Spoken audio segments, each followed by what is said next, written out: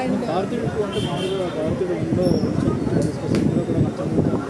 ఆ story okay అని so భారతీయుడు వన్ మనకి ఎందుకు నచ్చిందంటే ఫస్ట్ సినిమా రొమాన్స్తో స్టార్ట్ అవుతుంది, రొమాంటిక్ లవ్ స్టోరీ. తర్వాత ఒక హత్య జరుగుతుంది, ఎవరు ఇలా చదువుతున్నారు అనే థ్రిల్లింగ్ ఆస్పెక్ట్ స్టార్ట్ అవుతుంది. బట్ భారతీయుడు టూలో మనకు ఆల్రెడీ అంతా తెలుసు, భారతీయుడు మనం ఎక్స్పెక్ట్ చేస్తున్నాం మనం తెలుసు. బట్ సో ఇది ఆల్రెడీ తెలిసిన స్టోరీ రీడ్ చేయడం చాలా కష్టం. ద వే స్టోరీ ఎలా ఉంటుందని నేను అనుకున్నాను. బట్ ద వే అందరినీ ఇన్వాల్వ్ చేశారు, ప్రతి కామన్ హౌస్ స్టోరీని ఇన్వాల్వ్ చేశారు. So the emotional connect, the time he took to bring that emotional connect నాకు నచ్చింది.